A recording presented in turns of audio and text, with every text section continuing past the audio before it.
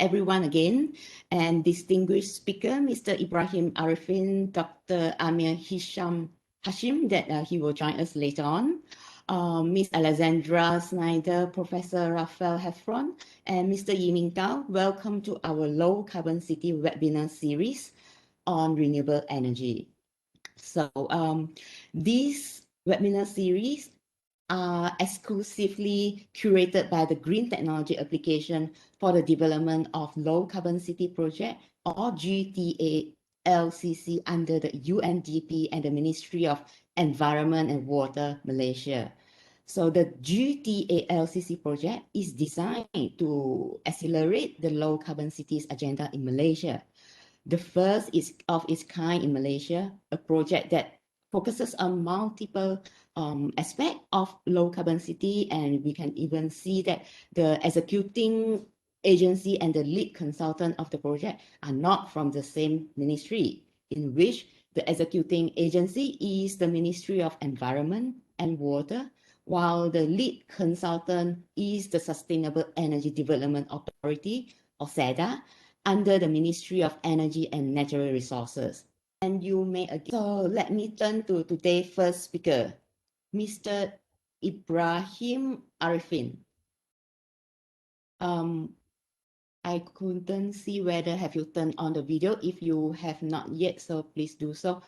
Okay, so let me continue with introducing the speaker. So Mr. Ibrahim Arifin, he is currently the Director of Strategic Planning Division of Sustainable Energy Development Authority, or SEDA. Mr. Ibrahim obtained his Master Renewable Energy from the University of Malaya and Bachelor of Science in Electrical Power Engineering from Rensselaer Polytechnic Institute, United States of America. Upon completion of his undergraduate study, he served the Naga National Berhad, or TNB, the largest electricity utility in Malaysia from 2008 until 2020, primarily as a senior grid planning engineer. With expertise in power system analysis and prowess in the power simulation tools such as the PSSE, his previous responsibilities included the formulation of annual transition development plan for Peninsular Malaysia and assessment of the development of cross-border grid connection such as the ASEAN Power Grid. His previous portfolio comprised of facilitating the integration of renewable energy project into the national grid system, including the net energy metering and fit-in tariff programs. He gained exposure to government and commercial aspects of large-scale solar, or LSS, power plant in Malaysia by being involved in the development of technical guidelines to facilitate the LSS connection to electricity network and preparation of power purchase agreement alongside single buyer, grid owner, and grid system operator. His involvement from preliminary planning phase until the commissioning stage gave him a holistic understanding of the nature of such projects, enabling him to address the technical and also the commercial aspect accordingly. So Ibrahim, may I invite you to say a few words on behalf of SEDA as the lead consultant to the GTALCC project, and followed by your presentation on Malaysia Renewable Energy Target and Direction, please. Yeah, sure. The floor is yours. Okay, Assalamualaikum and good afternoon. First of all, thank you, Dr. Hoyen, for the lengthy introductions. And also thank you for Dr. Hoyen and the organizing committee for having us representing SEDA as part of this webinar session. So climate change and sustainability have become a word of today, where a lot of business entities and even residential consumers are looking towards these directions, in particular as the climate change agenda has become one of the key concerns, not just in Malaysia, but also worldwide. So as part of our commitment to the Paris Agreement back in 2015, that Malaysia has has determined the national determined contributions towards the carbon emissions, and currently we are targeting for 35% of carbon intensity reductions by 2030, and providing that we are obtaining some financial assistance, we can accelerate the carbon intensity to a higher target to about 45%. That's currently our targets and as our commitment as part of the participants under the Paris Agreement 2015. And towards addressing these climate issues, uh, we all need to take note that this involves a lot of industries because of the carbon intensity, in which mainly are focusing more on the urban developments, but also it involves the day-to-day activities that most of us are part of it. For example, like the electricity consumptions and also the transportation. Just for your information, like based on some information that I had obtained, that about 76% of the carbon emissions is from the energy sector, and the energy sector is mainly contributed by the electricity and transportation sector in particular. And about 12% is from the waste management sector, and about 6% is from the industrial sector. So looking from this overview, that we can see that our commitment to the Paris Agreement can only be realized if there's a collaborative efforts from all industry sectors and players. So as part of the GTALCC initiative, is a good initiative towards these directions. And actually, this GTALCC is also was formulated before our commitment to Paris Agreement. So this is complementary. And as we all know that renewable energy is part of the agenda towards we realizing our commitment to Paris Agreement. So in my next few slides, I would like to share on how's our progress towards this renewable energy development, and hopefully we can able to realize our commitment to reduce our carbon intensity for a better future, inshallah. So for today, I just would like to have few slides and to give an overview of what's going on in the RE industry in Malaysia in particular.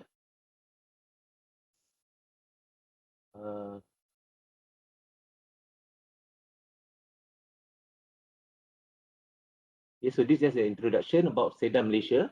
Before I go to the other informations. So SEDA Malaysia was established in September 2011 under the SEDA Act, which was also formally gazetted in 2011.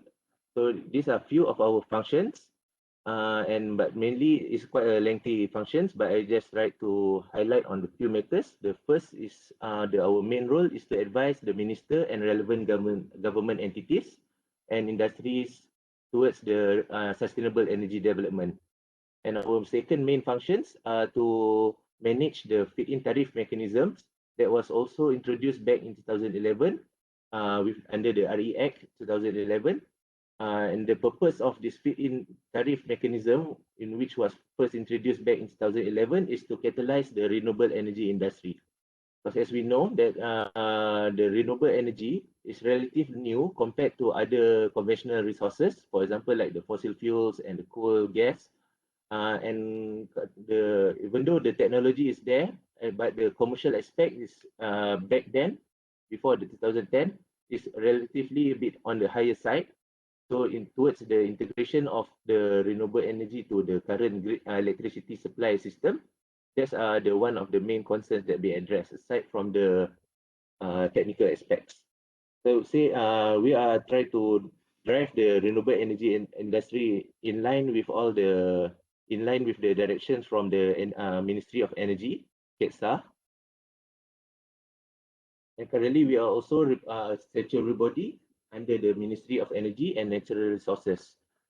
And just for your information, that we also will be celebrating our 10-year anniversary in this September. So we are hoping that by having this kind of sessions, that we can engage more people to participate under this development programs, sustainable agenda, and towards a better future for all of us. Next slide, please. This is just a brief introductions in terms of the main components of electricity supply industry.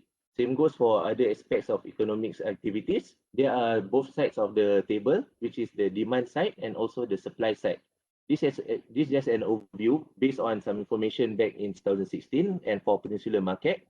On the demand side, just like to quickly go through that. Currently, we are expecting about 2% of annual demand growth, driven mainly by the economic activities, in which was dominated mainly by the industrial sector. About 40% of the demand is from the industrial sector.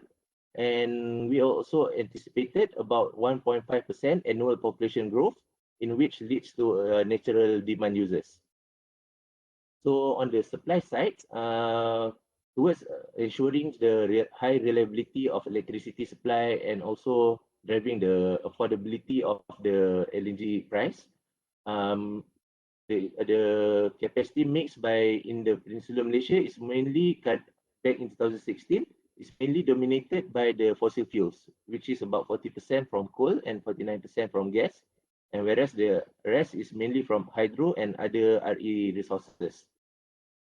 So based on the capabilities of the system strengths and the appetite of the industries, we have a positive target for the RE penetrations, and by having these targets, we already like the industry have formulated few mechanisms towards promoting the renewable energy growth. And in all, and the demand supply is in need to be balanced at all times, mainly to maintain the grid stability and towards providing the reliable supply to all consumers in Malaysia. Next slide, please. So these are the targets that we are looking at the moment. So the commitment that we are trying to achieve is to realize the 31% target by 2025. If I may go through from the beginning of times, back in 2001, when we start introducing the renewable energy in our system, we introduced this small renewable energy power, or in short, we call it SREP. But however, after about 10 years of deployment of this program, I would say that the take-ups are relatively low due to some constraints under that particular mechanism. So lesson learned from SREP, and all industries are working together towards how we can further improvise the mechanism and to promote further on this RE implementations. Together with Tenaga Nasional, Suruhanjaya Tenaga, and also the relevant ministries, we have established the RE Act 2011 and also the SEDA Act 2011. So as mentioned earlier during my opening remarks, the RE Act is where the FIT mechanism was introduced.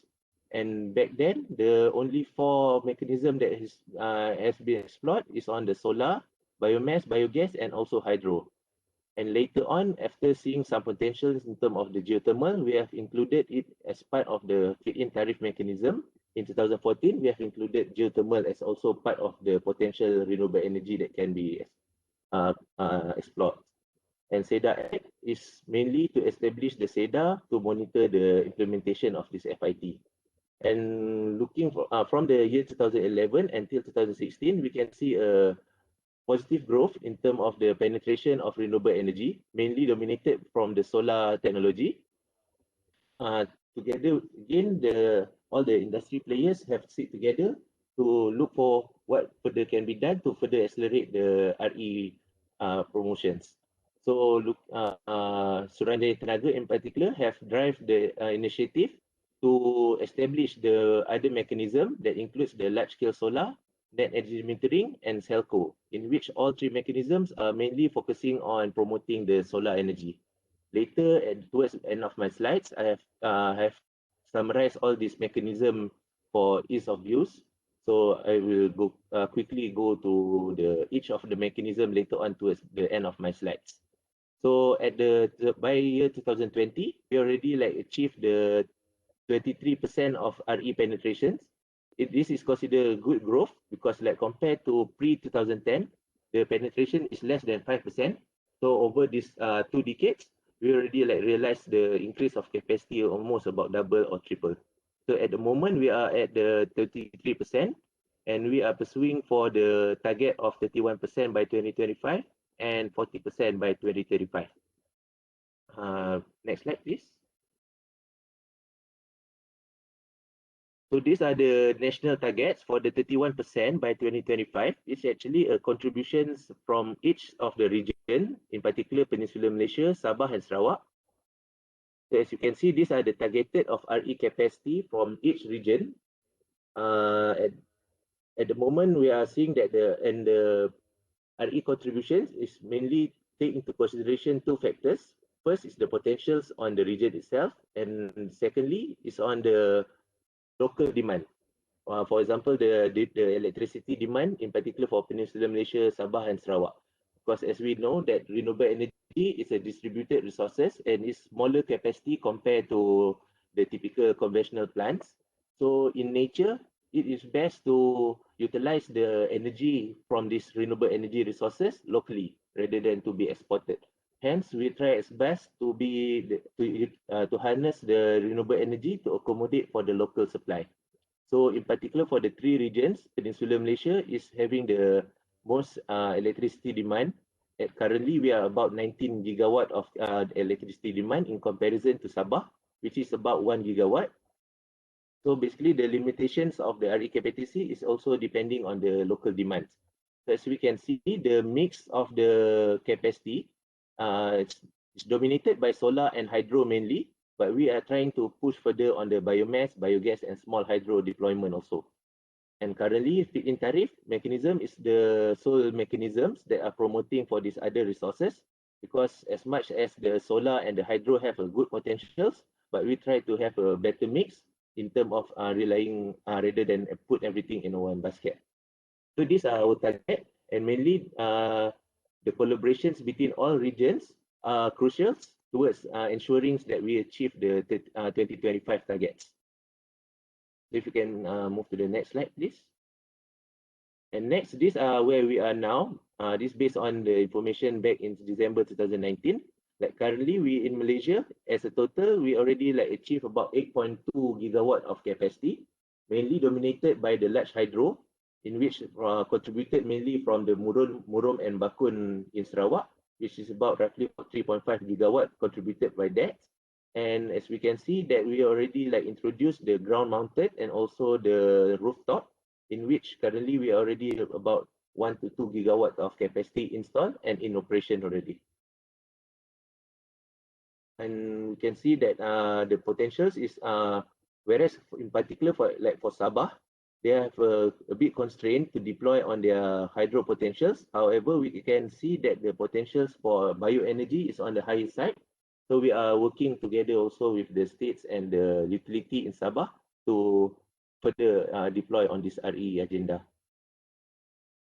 Next slide, please.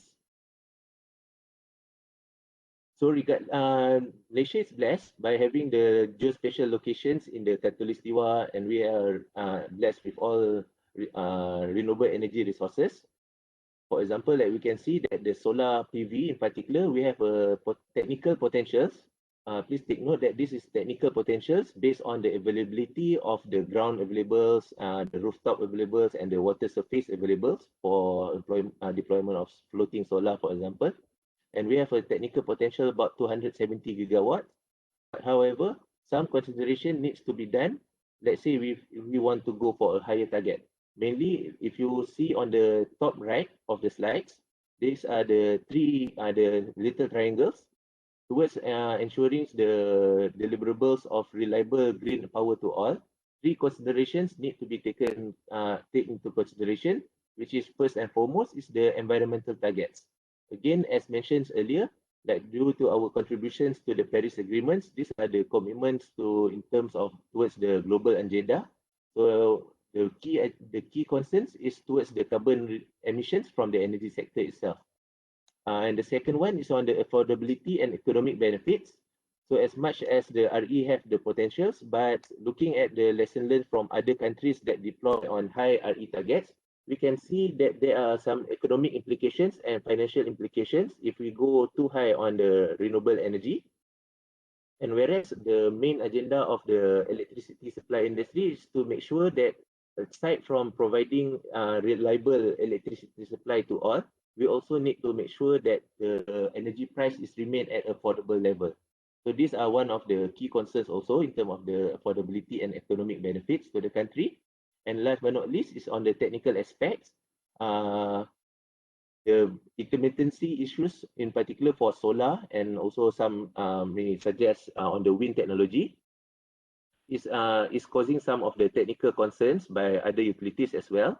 So these are one of the also the key considerations towards deploying higher targets for the renewable energy. Next slide, please. So next, I just have 2 slides left. So mainly, currently we already have 4 RE promoting mechanisms, which is the feed-in tariff and net energy metering. So for SEDA is responsible for these 2 initiatives. For the feed-in tariff was introduced back in 2011. And just for your information, this mechanism is also contribution by all those that are paying customers for electricity under Tenaga Nasional Berhad, under Sabah Electricity Berhad, and also under the Nur Power Sendirian Berhad. The collection of 1.6% from the utility bills are being used to promote this RE development. So under this FIT mechanism, we are promoting on these 5 solar, 5 resources, and currently several activities has been done. And for example, and for your information as well, that currently we are also ongoing e-bidding exercise, and currently we are opening about quota about 188 megawatt for hydro potentials, biomass, and biogas potentials. And also just for information that part of this fund is also allocated for this My Surya, is mainly to assist on getting a constant income for the B40 categories. So aside from just promoting in terms of the energy security, we also try to see what's the social benefits that we can realize from this feed-in tariff. And next is on the net energy metering. It was first introduced back in 2016.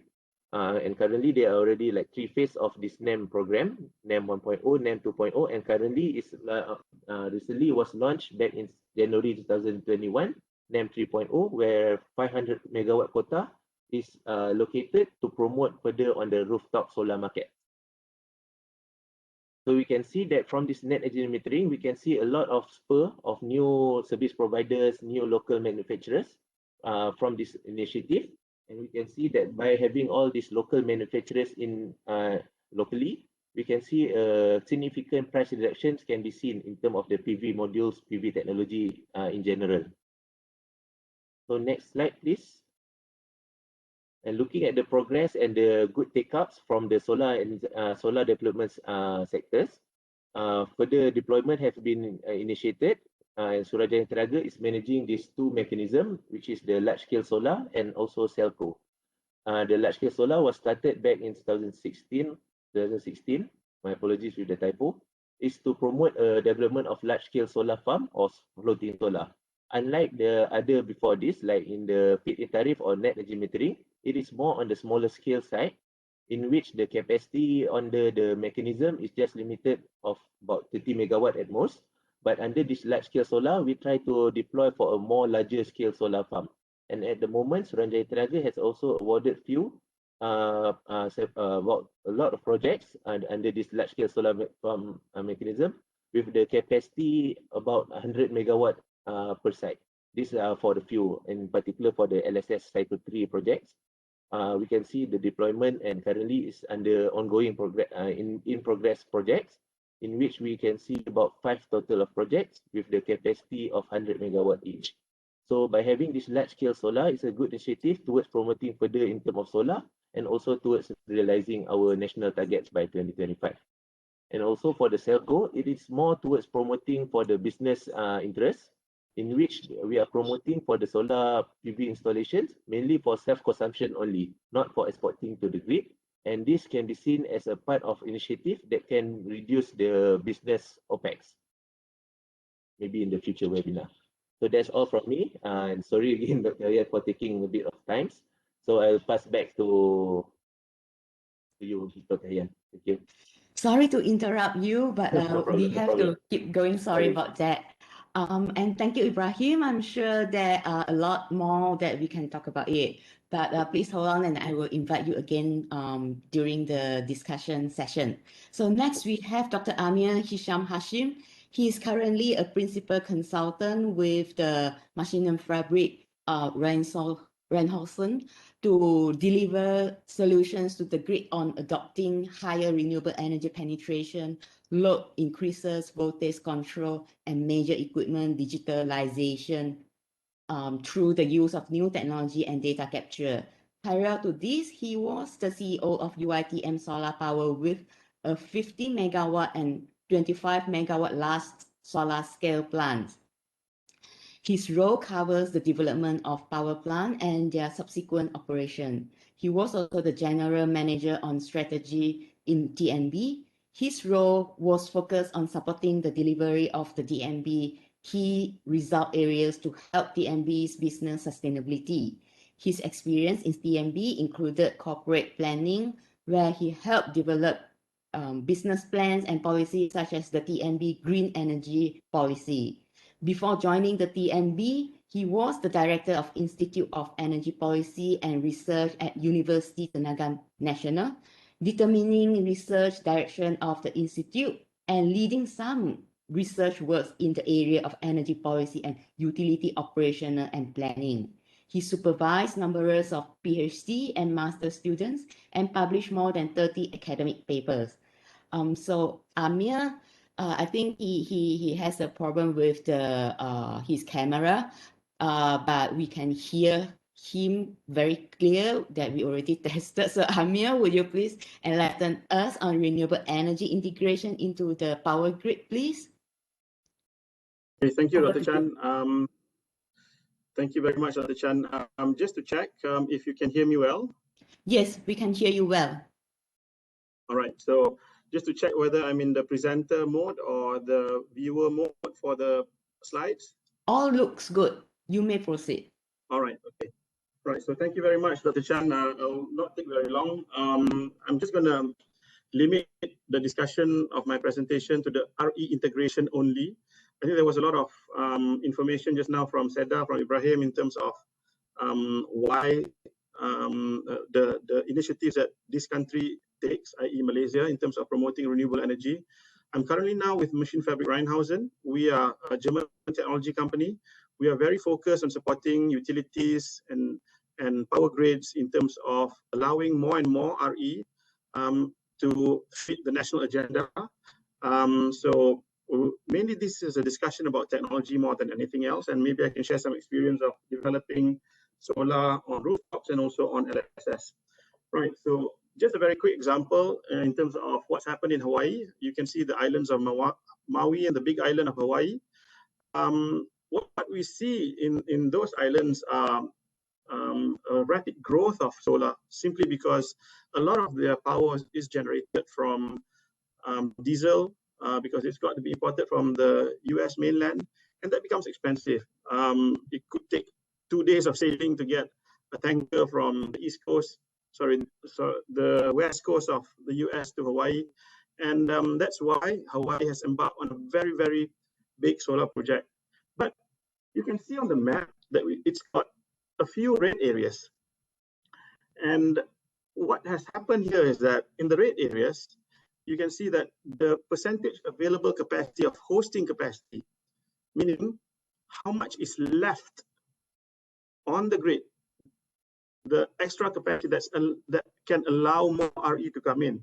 So there's not much more RE that can come in those red areas as opposed to the green areas. And that's because this grid has a voltage issue. Now, not a lot of people realize this, but the issue of RE integration on low voltage networks or even on medium voltage networks are mainly on the voltage issue and not on the thermal capacity of the conductors. So this is something that we in MR has been working on to allow more and more RE to come in at the lower voltage levels. And the reason why this is happening, not only in Hawaii, but in Europe, in Germany, in Australia particularly, we see exponential growth, and the impact of solar has been pretty tremendous on the grid. And if you look at South Australia Power Networks, they now have 100% solar on the network. They can live on solar without any thermal generators if it's not intermittent. And in the future, they're going to have 200% solar capacity on the network.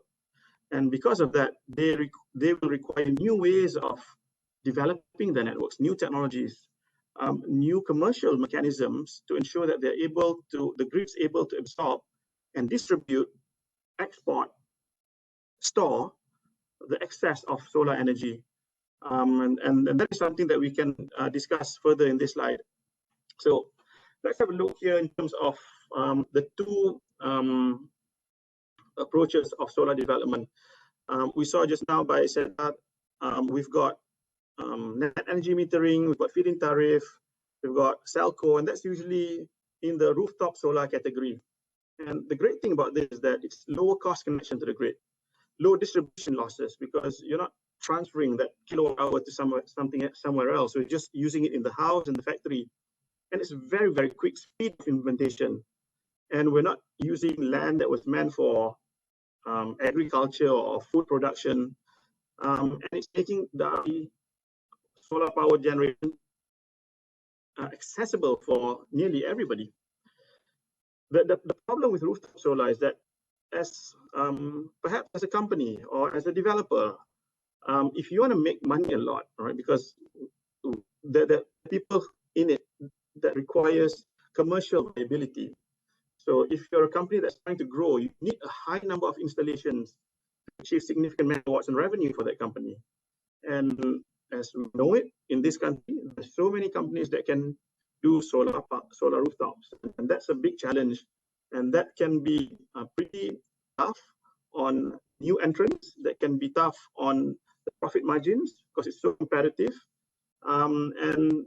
But the good thing is that only the fittest will survive. The stronger companies will continue to serve the industry and develop solar on the roof. The third bullet is capacity limitation by the grid due to low voltage network issues, i.e. voltage rises. What do we do? I mean, do we limit solar? Do we put more conductors? Do we build more substations? It's going to cost money to the network. So that's one of the drawbacks of having a lot of solar on the low voltage, medium voltage networks. Some countries like Malaysia require special equipment like the fault current limiter, and it sometimes reduces project viability, meaning if you do not want to invest in a very expensive fault current limiter, your solar capacity can only, for example, be 3 megawatts instead of 5 megawatts.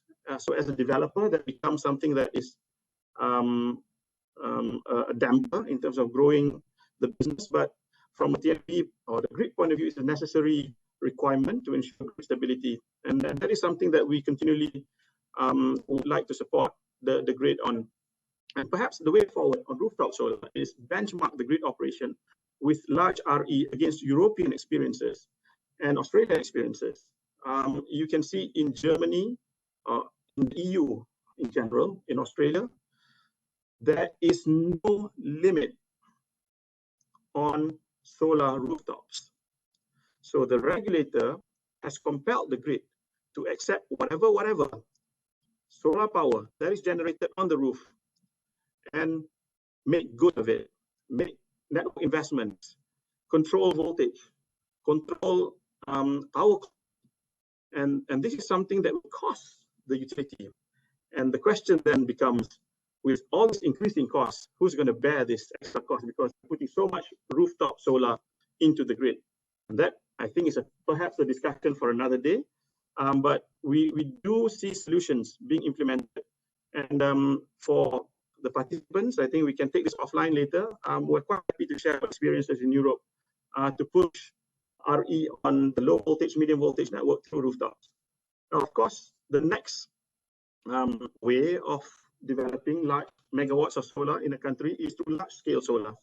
And you can see the picture there. I'm quite happy with that picture because it's the LSS2 Pasir Gudang UITM solar power plant that's been completed recently. That's now COD, and that's 25 megawatts. And it's one of the first it's the second large-scale solar done by a public university in this country. And it's one of the, and UITM is one of the leading universities in the world that has 91 megawatt DC of solar capacity. The great thing about large-scale solar is that it attracts multinationals from all over the world. We've got ENGIE, we've got well, we've got China companies, EPCs, to compete to deliver solar power plants to this country. So competition very, very tough. It brings costs down, and I think we are looking at 17 cents per kilowatt hour, 17 Malaysian cents per kilowatt hour. For those from abroad, we're looking at about 4 US cents per kilowatt hour for large megawatt solar tariff. Cost efficiencies, we can target land that is not used for agriculture or food production or any other more valuable economic activity. And it creates local large solar companies that can go out and compete regionally. So that's the great thing about the program that's been rolled out by the administration in the last few years. Sorry, excuse me, Now, Amir, can you please speed up? Okay, sure. Thank you. So there are issues on intermittency, on grid generation. There are issues on the duck curves, and I think a lot of people know that, and issues on land costs as well. But in terms of the way forward, there are a lot of things that we can do as well. Again, we can benchmark the grid operation. And how is it possible that Germany operates at 60% maximum demand with renewable energy? How do we increase the intertie in the ASEAN region to ensure a lot of solar or renewable energy can be accepted and operated on the grid? Because we can import power if we're not generating enough RE at a certain point in time. And this is something that I'd really like to highlight, because this is something that's happening on the ground as we speak. When we have a lot of solar on the low voltage feeder, we have a large voltage rise here, and the consumers on this feeder will experience an over voltage, right? And they will see a voltage beyond the regulated 10% or 10% or 1.1 per unit, and anybody beyond this point is over voltage. So you might see light bulbs bursting, etc., etc. But you can see a lot of European utilities like Avacon and Bayernwerk in Germany. They have tap changes on the medium voltage, low voltage transformers. And what they do is that they decouple the voltage drops or rises on the medium voltage side with the voltage rises on the low voltage side. So what that means is you can bring the set point down of the transformer here to a level of perhaps 0.98 per units, sorry, or 0.92 per units, and allow that voltage rise to happen, so you can put more and more renewable energy on the low voltage feeder. So that's something that a lot of European utilities are doing, and Australian utilities are increasingly adopting this technology, which allows more RE integration. And I think I've extended my welcome for my presentation. I'll be happy to take questions after this. So thank you very much, Dr. Chan.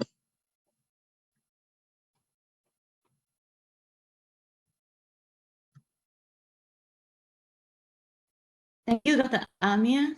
So thank you for highlighting the voltage regulated distribution transformer in stabilizing the grid. So likewise, I will move on to the next presenter, and will definitely love to learn from you more during the discussion. So thank you. So for our third speaker, we have Ms. Alexandra Snyder.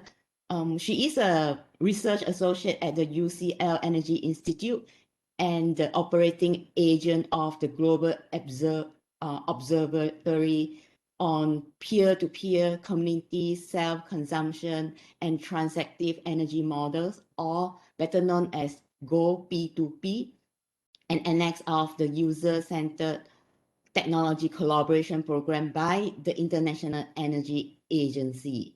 Her research focuses on policy and regulatory enabler, and also the obstacles of rolling out peer-to-peer and community self-consumption models at the UK and EU levels.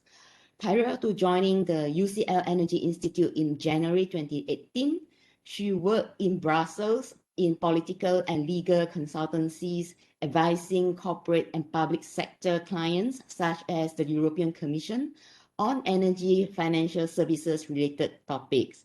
Her background is in law and politics, and she holds degree from the University of Amsterdam as well as the College of Europe. Alexandra, we can't wait to learn from you on the peer-to-peer energy trading. So the floor is yours. Thank you. Can you see my presentation? Not yet. Yeah, now yes. Okay, so I'm going to briefly talk about the place of peer-to-peer energy trading and blockchain in the transition to a renewable energy future. And basically, peer-to-peer energy trading is when you have solar panels on your roof, you produce your own energy, and then instead of selling it to your energy supplier, you sell it to another consumer, such as a neighbor, directly. So you have direct transactions between consumers, peer-to-peer. And it really fits within this sharing economy phenomenon. And people call it the Airbnb of energy, because it really is about people making profits, selling services directly to each other. And so there are pilots of this being rolled out across the world. And some governments are seeing peer-to-peer as a way to meet climate change and renewable energy targets. But for example, the European Union has recently recognized peer-to-peer as a right of consumers in Europe. And it can also help with local balancing of supply and demand, and it can help community energy groups. There are some drawbacks, which I'm going to go into in a little bit. But for peer-to-peer, a lot of the pilots use blockchain energy, distributed ledger technologies, because it allows for automated matching of buyers and sellers and financial transactions. And this is through the use of smart contracts. So as you can see on this diagram, you have people using apps on their mobile phones, and they can then sell energy to each other because they've been matched by the algorithm of the blockchain. So I'm leading the work of the Global Observatory, which, as Hoyen said, is a program under the users TCP, which falls under the International Energy Agency, IEA. And our aim is to compare pilots of peer-to-peer energy trading that are being rolled out across the world, and to see what the success factors are or the factors inhibiting their rollouts. And we have about 190 experts involved from different sectors, with policymakers, businesses, NGOs. And if you want more information, there's also the link on the page. And oops. So basically, within the Global Observatory, we have subtasks. So we have 5 subtasks led by different organizations, and they each look at different essential elements of peer-to-peer. And by essential element, I mean that without this element, it wouldn't be able to function, the peer-to-peer model. People wouldn't be able to trade energy. For example, you need to have integration into the energy grid power system. And some questions I've noted down here, for example, is the fact that the grid is built for unidirectional energy flow, so top-down energy flow. Whereas with peer-to-peer, it's really bottom-up. It's people producing their own energy with solar panels, for example, and feeding it into the grid and also selling it between each other at a local level. So this can be tricky for the grids because it's not used to this. Then also battery storage is quite crucial. So people who produce their own energy, they need to be able to store it in order to sell it later, or else they lose the energy. However, battery storage is quite expensive at the moment, so it's not really viable. Despite solar panels, for example, being cheaper, battery storage is still expensive and unaffordable. In terms of the hardware, software, and data, it's about the kind of technology that you use to enable trading between consumers.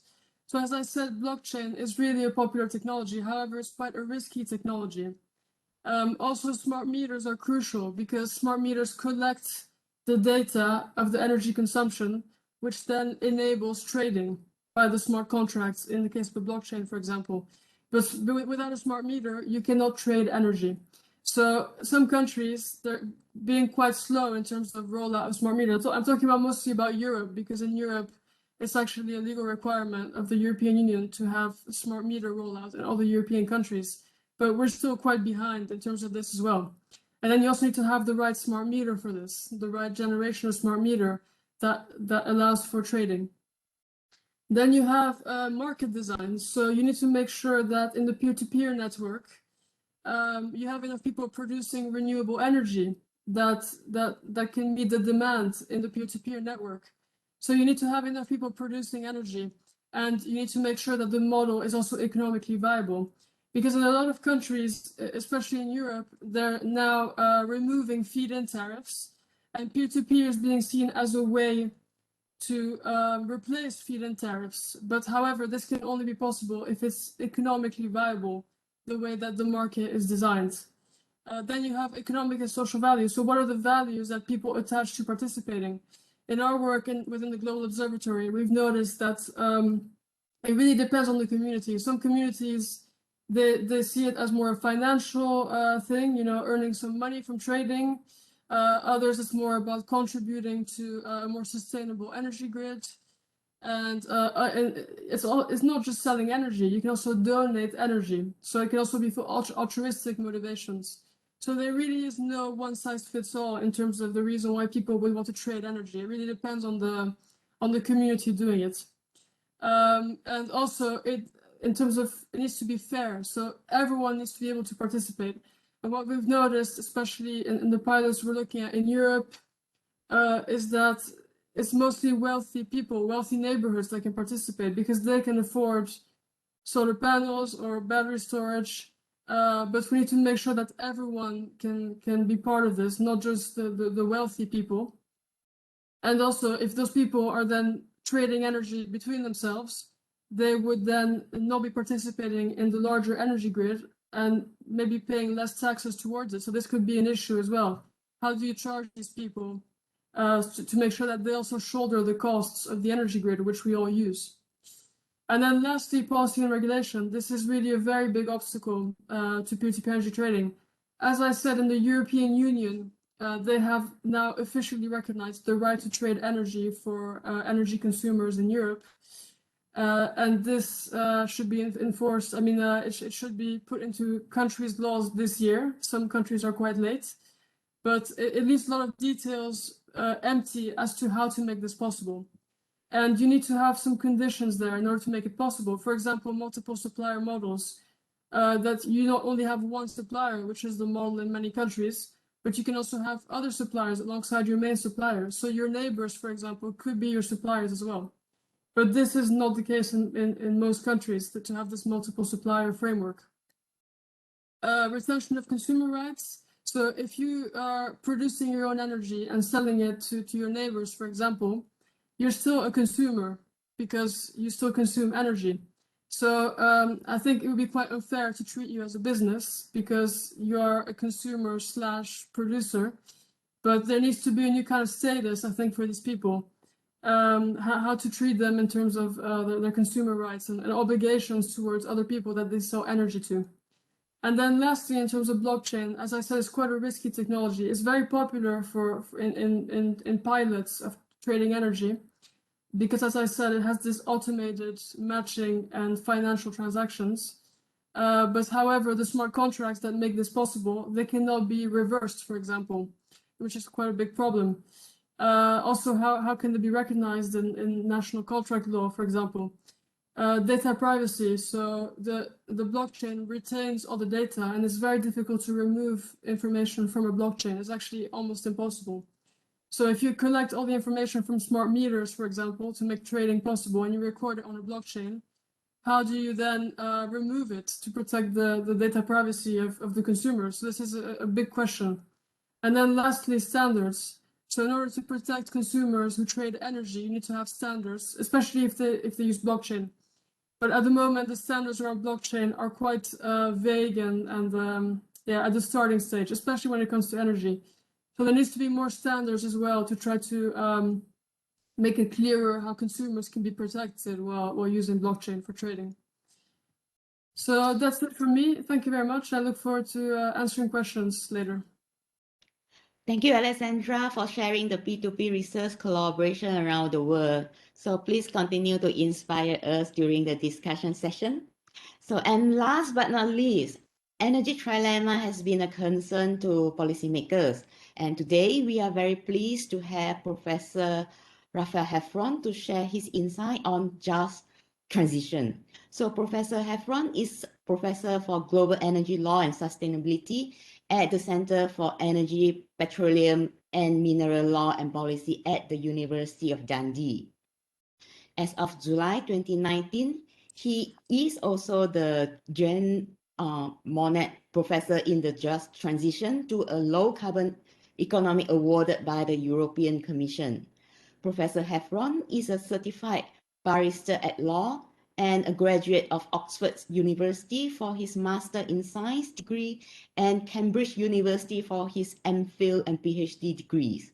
His work all has a principal focus on achieving a just transition to a low carbon economy and combines a mix of energy law, policy, and economics. He has published over 140 publications of different types and is the most cited scholar in his field worldwide. Professor Heffron has given just over 135 keynotes or guest lecture in 49 countries worldwide. So, Raphael, the floor is yours. Thank you, and it's a pleasure to speak to you all today, and I will try and keep things in time. So I'm going to talk about renewable energy and the just transition, so you will have heard some of what I say very briefly in some of the other talks, so I won't say too much. You've already had an introduction to me, but I'm speaking from Dundee, the top of the UK here. And just why I mention it is because this was where the oil and gas of the UK was offshore. So we feel that pressure directly here to change and to move to a low carbon energy sector. And the big issue here is obviously the Paris Agreement. That was the signal to the investment community. From a legal perspective, 197 countries signed this agreement. Never before have we had such cooperation by so many countries in such a short space of time. So there really is a global movement here that wants to achieve change. So what are we talking about? We're talking about building clean energy. We want the ones there with the yellow tick: wind, nuclear, hydro, solar, and obviously there are some others, but they aren't as commercially viable just yet. But I just want you to highlight three very brief figures. One, 44 trillion of new energy investment will be spent by 2040. So if you're thinking about your future career, you're thinking about, you know, even you're already in the energy sector. I mean, the energy sector is only getting bigger and bigger. Energy demand is rising all across the world. But I just wanted to highlight two other figures that are worth remembering. In the UK, offshore wind has reduced in price by 66% in 8 years. In India, solar energy has dropped in price, and by 2030, it'll be 56% cheaper than coal. So don't let anyone tell you that, oh, we should keep building fossil fuels. You know, the reality is renewable energy is coming down in cost hugely, and that's why more and more countries do want to build it. Flexibility, this has been mentioned briefly already, but flexibility will be vital, particularly when we're thinking about cities and utilising clean energy in the best way possible. And we need major investment in electricity grids. Of that 44 trillion, there's an estimated around 11 trillion should be spent on electricity grids. So what we need is a revision of the law, and that revision of the law needs to be through the entire energy sector. So from extraction, production, operation and supply, consumption, waste management and decommissioning. And what we need to see is more fairness coming into the energy sector, that all stakeholders are brought forward in this just transition. So the idea there, the transition, it's not just about transitioning the energy sector, it's about trying to do that in a more just way where fairness, equity are evident. And we can see, you know, one of the ways of approaching that is to utilize a principle-based approach. So I'm not going to go into too much detail. There is a paper reference I'll be happy to share. But we think about things like energy access, energy justice, using resources in a sustainable way. We think about human health, the environment, and also resilience, contributing to economic resilience. And we think about the timelines that we hear. So the 2030 Paris Agreement timelines where nationally determined contributions are put forward. Every country will be putting forward their new nationally determined contributions for how they will achieve their energy and climate goals for 2030. And the law we introduced today, the regulations we introduced today are very important because they will ensure whether we meet that 2030 goal. And you can already see many countries have 2050, 2060 goals. China announced a 2060 goal earlier this year.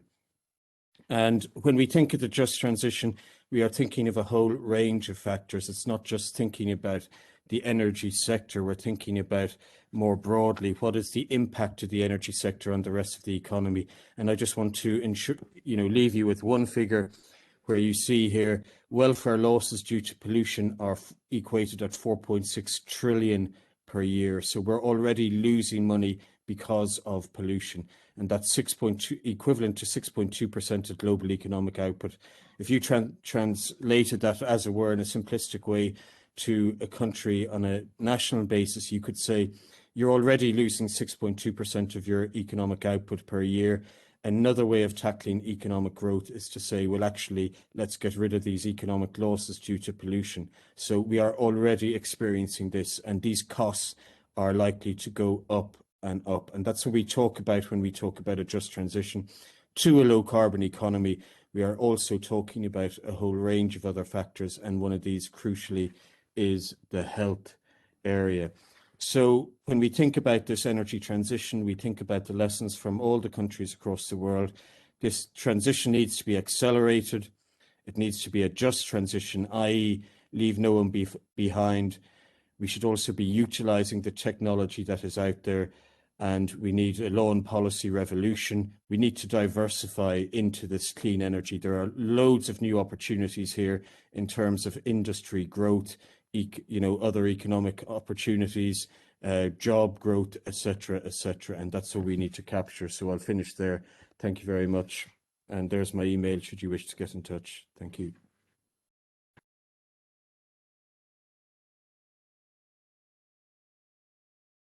Thank you, Professor Heffron. And now is the session that we have been waiting for. So may I also invite Yiming to join us for this session, and please all the speakers turn on your video, and the rest of the participants please turn off your video.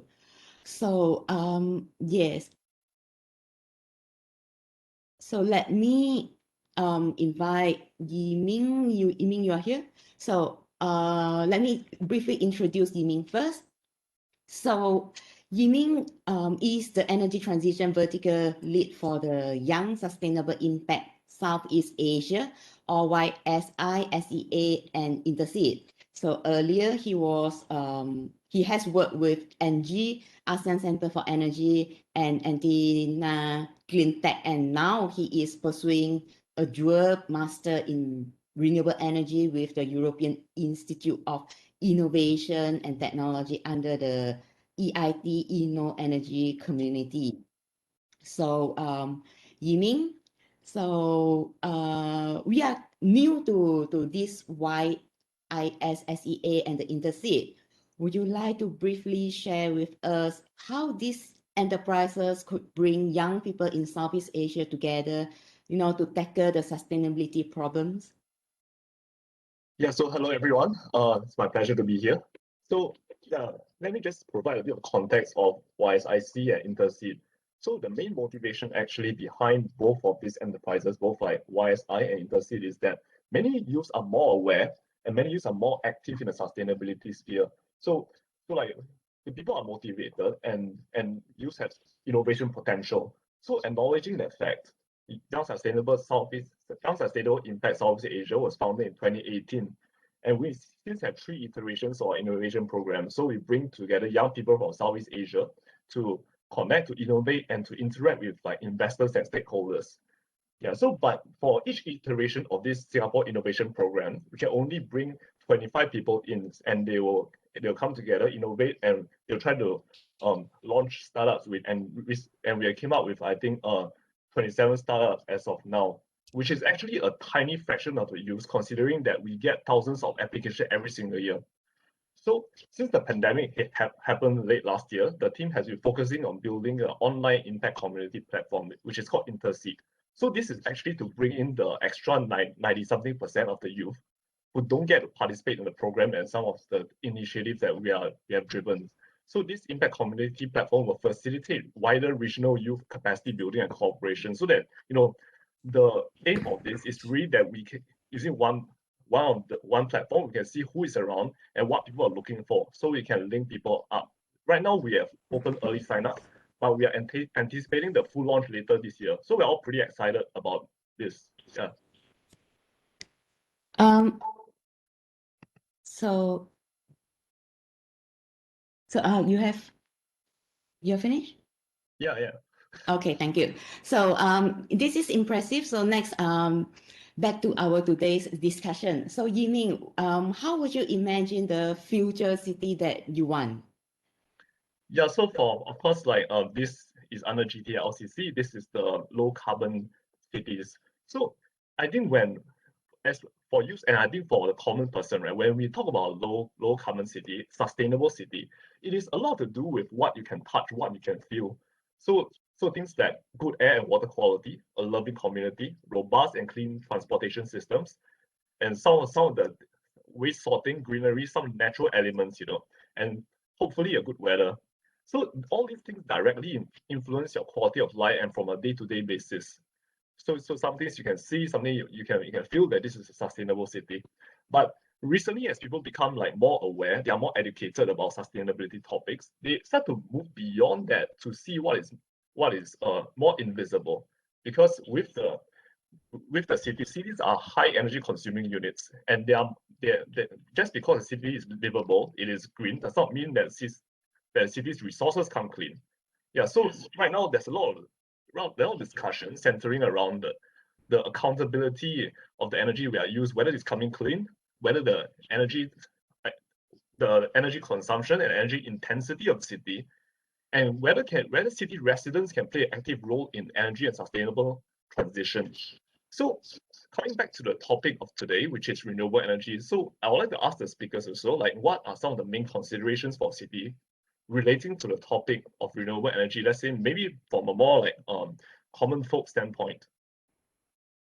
Okay, thank you. So maybe we can start with, so if I may just repeat what Yiming's trying to ask, Yiming would like to ask all the experts that what are the key considerations for renewable energy in city. So maybe we start with the technical aspect first. Perhaps Amir, would you like to propose the key consideration by taking into account maybe your experiences on the challenges that you face when deploying the utility scale solar plant in Malaysia, please?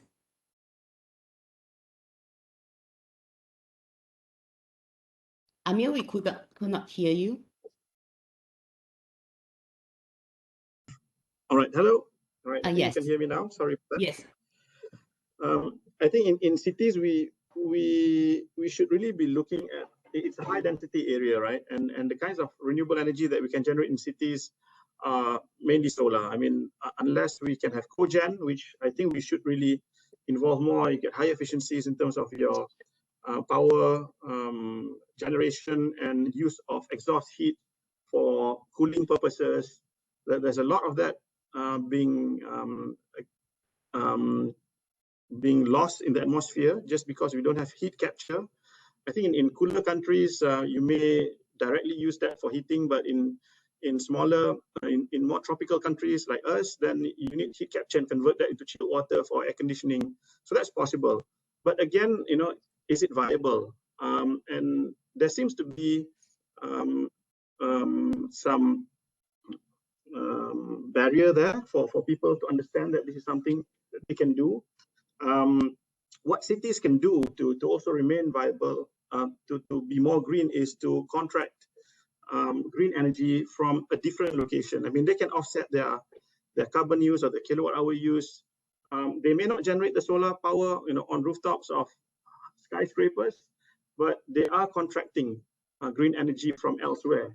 And that model has been implemented in Malaysia, actually. If you're a customer and you want to be green about it, but you're smack in the middle of Bukit Bintang, you can still use solar power if you find a third party that's being able to sell you solar power into the grid. And there's a mechanism for that. And I'm sure my friends in Tenaga and SEDA would be more than happy to discuss that and how to go forward with that. So yeah, that's my feedback or input in perhaps 2 minutes. Thank you. Thank you, Amir. So how about Alexandra? Do you want to add on this?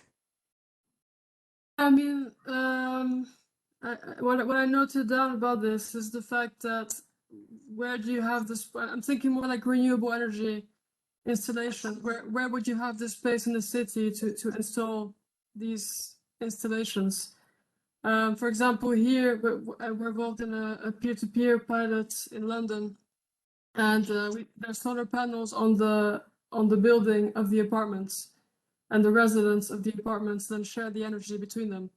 But in order to make this possible, you also need to have community energy groups that can be set up, and there needs to be a form of organization that can make it possible for people to then share the energy from an urban installation, which is likely to be shared because there's not much space in an urban environment. So it will be on the shared space, be it a roof of an apartment block or shared residency place. So yeah, and then the other thing I want to say is, which is something that's in my presentation, is just to make sure that everyone can take part, not just wealthy residents of the city, basically, who are really willing to participate.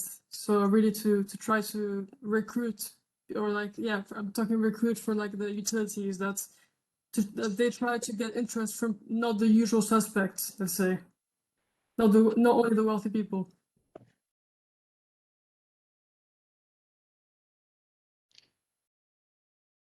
Thank you, Alexandra. So, but then, how about in terms of policy and planning? And Ibrahim, if please allow me to spice up the question a little bit. So, besides the key consideration, would you please also link them to the gaps between, you know, the what governments need to do and what government that is out of their control, like not able to do in terms of accelerating the deployment of the renewable energy? Thank you, Ms. Hoyen. Thank you, Yiming, for the good questions.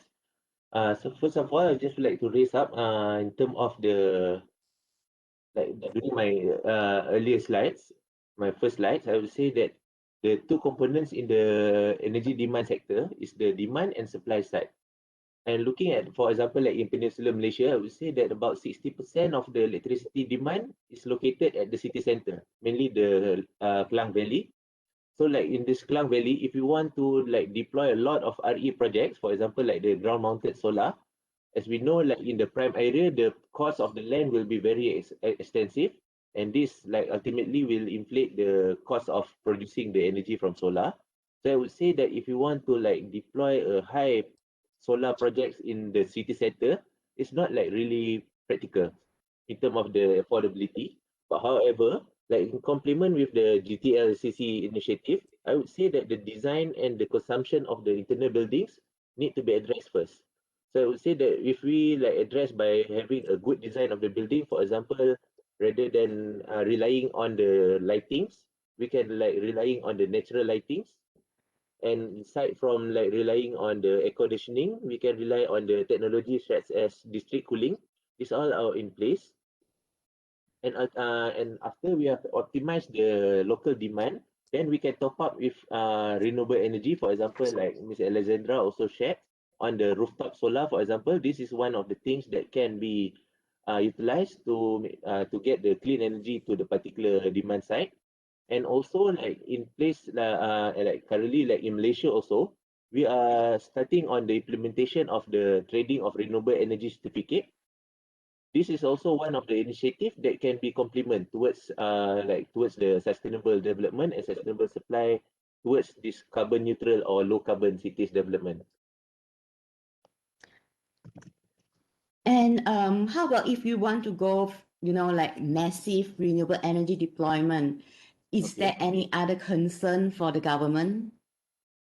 Okay, I would say that currently, like we are, as per, we're looking at the past 2 decades of our RE development, I would say that we are progressing quite well, but yet we are not able, like, really to go further than the current target, mainly due to the technical concerns, the term of the grid stability, and also the commercial aspect. However, I would say that this currently, like the minister is also like looking for the high targets, but cautious measures are being taken. So as you can see, like all the RE promotion mechanism is based on certain quota. This is intended to like deploy the renewable energy phase by phase before we go for all out and having some disruption later on. So we try to take a very progressive but cautious measures towards deploying for more and more higher targets. So I would say that all these initiative like same goes like for FIT. Initially we start small, but later on as we can see that the impacts, the technical impact to the system can be mitigated by the operational measures, then we can deploy more and more. And when we see the system are more ready, then we deploy for a higher capacity, for example, like the large scale solar, like the large scale solar initiative. And looking forward, we are also expecting the same pattern as we getting more market demands, more market take-ups and availability of the technology locally, then we can go for a higher targets. But of course, this is all requires collaborative efforts from all, from the regulator sides and also from the industry player sides. All right, thank you, Ibrahim. So how about Rafael? What would you say besides the government and also the industry, the commercial side? How about the people? What would you say? Well, I would just say that we need to think about the changes in technology that are happening that the other speakers have mentioned, because the last thing we want is to keep purchasing, let's say, fossil fuels, and we need to think about some of these technologies are increasingly going to be integrated together. So I see someone in the chat has talked about solar windows. So I mean, when you have potentially solar windows, artificial intelligence, battery technology, all in your own home, you're going to be able to utilize electricity much more efficiently. I've seen some studies saying that your electricity prices can drop by 60%. And you have the creation, I think Alexandra kind of hinted on it, of virtual power plants. And in a way, these technologies are available already. The problem is the regulation and the law isn't changing fast enough to allow some of these enter the market. And you can see why, because overnight, let's say 60% of the market will be gone. So if I'm thinking about the UK, sadly in the UK it's maybe not sunny enough yet for solar panels in a wide scale way, but if you think about the UK, you have 6 companies that have 90% of the market. If you reduce electricity demand through energy efficiency and these combinations of technologies, which some countries have tested already, overnight 60% of the market will be gone, and some of these big companies will be disappeared. So there is still a lot of company power in the marketplace, and that's something that maybe needs to be addressed. Thank you. And we have one question is about the comparing the current system that in Malaysia now currently we depend a lot of on coal, and how about when we move the energy transition, they're moving forward to more renewable energy, we would definitely need the battery storage. So comparing to these two systems, how would we ensure the reliability in the future that when we have highly depending on renewable energy? So perhaps I start with Ibrahim. Ms. Hoyen, can you repeat your question just now? So currently, we are our energy supplies is highly dependent on the coal. Okay. So now, when we talk about shifting the energy transition that we are moving towards the massive renewable energy in the future, so we definitely will need the energy storage, I see. the Okay. battery. So how can we ensure the reliability? Okay. Okay. Thank you, Ms. Hoyen. So first of all, I would say that looking at the demand side of the electricity demand in Malaysia, for example, that just now I mentioned about 40% of our current needs are from the industrial sectors. These industrial sectors are also contributed by a very sensitive industry, for example, like the semiconductor productions, steel making, all these like sensitive processes, industrial processes. It requires a very stable and uninterrupted supply. So due to this, like the reliance on the coal plant, for example, this no doubt can provide the baseload capacity in ensuring this reliable and uninterrupted supply can be maintained at all times. Like all these facilities usually runs at 24/7, daytime and nighttime. So as you mentioned, also as we all aware, that relying on renewable energy, for example, like the solar capacity, it only works during the day. So in complementing on this gap, usually some other countries deploying on their energy storage market. But the main concern on this energy storage market is one, we don't have the local manufacturer in terms of for this technology. So relying on so we are entirely relying on the import from other countries. That's one concern. And the second concern is also in terms of the commercial affordability. Like currently, the cost for energy storage is on the higher side, especially if you want to deploy it on the utility scale. I believe like Tenaga Nasional and also Suruhanjaya Tenaga are working on this to see if we can deploy on the first pilot project for this utility scale energy storage. Because like currently, if we then again, like if we introduce this energy storage, the ultimate concern is that it might increase the energy tariff. That's the main concern. So we are trying to be cautious as much as possible. We don't want to have any price increase and getting away from the affordability of the energy price. So I would say that this initiative is currently on way, and we are expecting the deployment of energy storage maybe in the next coming few years. Because at the moment we are still having a good reserve margin in Malaysia, and relying on the solar is mainly still manageable by the operational measures. For example, like the locations from and the support from the spinning reserve, mainly contributed from this gold and gas plants. So I would say that currently we don't see much in terms of the urgency on deploying the energy storage, but we will try to see like we are hoping that in the coming few years, the technology will become more affordable, then we can deploy it more on the utility side. Right. I would just like to confirm that is there any other speaker would like to add your comment for this question? Okay, Dr. Chan. Yeah, please. I have something to add here. I think there's a lot of motivation, I think, of many people in this forum to actually push for a higher agenda, a higher target, a more accelerated growth of renewable energy. And I think all this while this narrative has been viewed as to be risky and poses the grid system into a higher cost. I think that there will be investments that has to be made if we have more and more RE into the network. There's no doubt about that.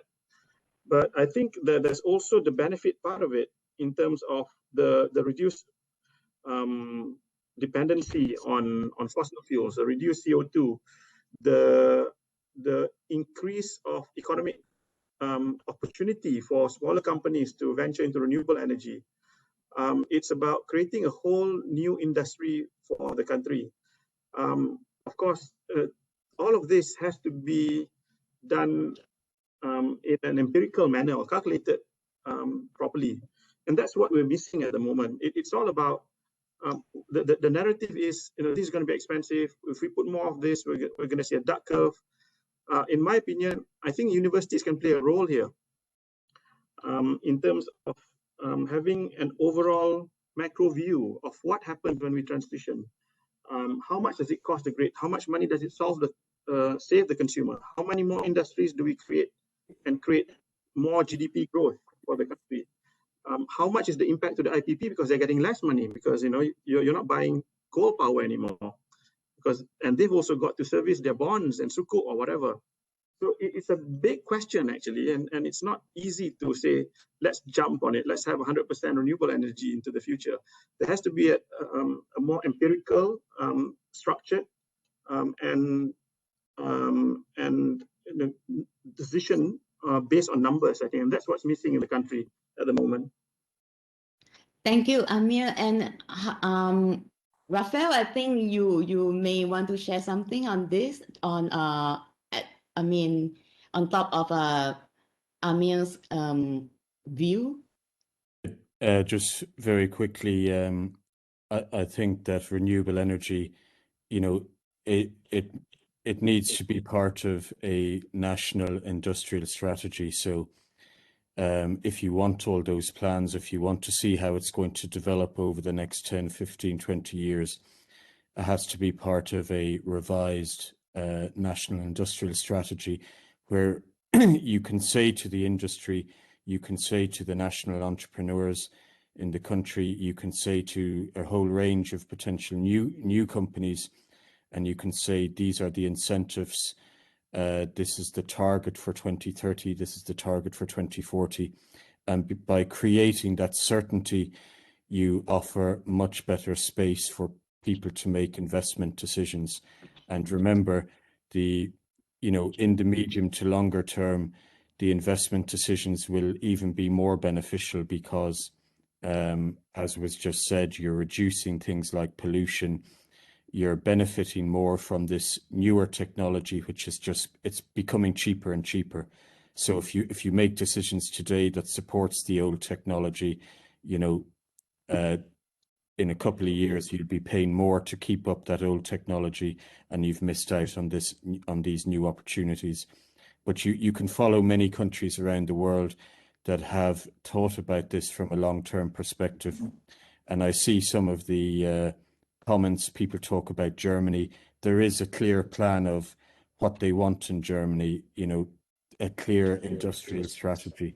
And that could be where the academics come in and do that research.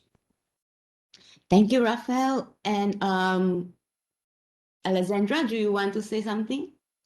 Yeah, I agree with Rafael that the pressure should come from the top, from the government, setting the regulation as well and the policy frameworks.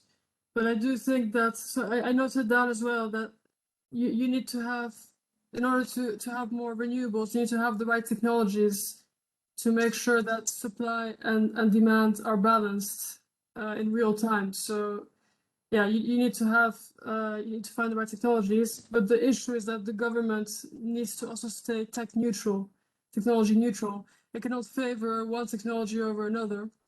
So I think it's going to be tricky to see how that can happen. So yeah.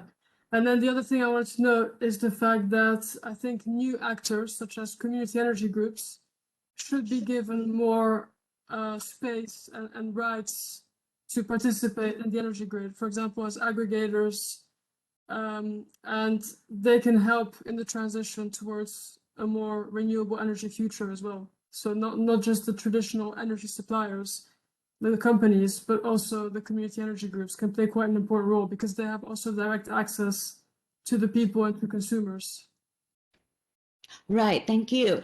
And I think we actually now it's a 4:40, and we have taken too long time that even though that we have taken only a few questions, but then I think from the speaker responses, we covered quite a lot of area.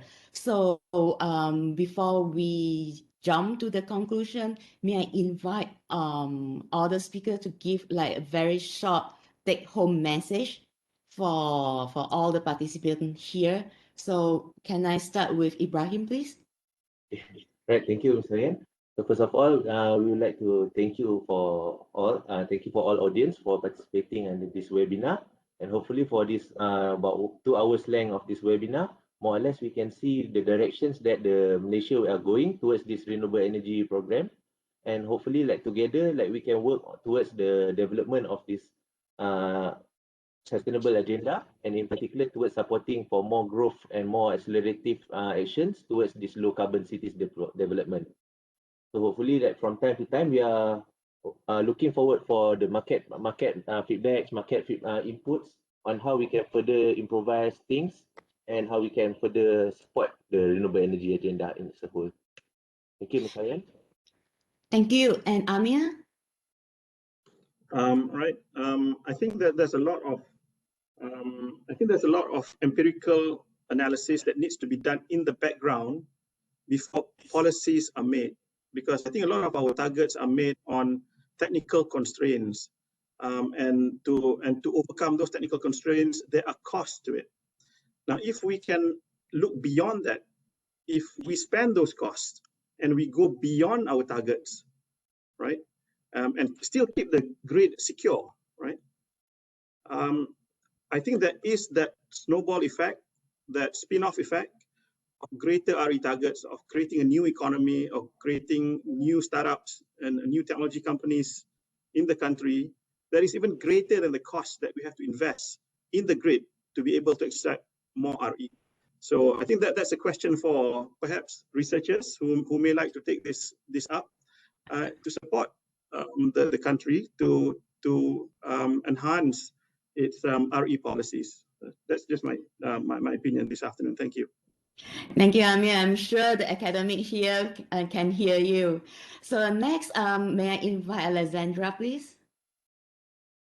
No, I mean, thank you for inviting me. It was very interesting to hear from the Malaysian perspective as well.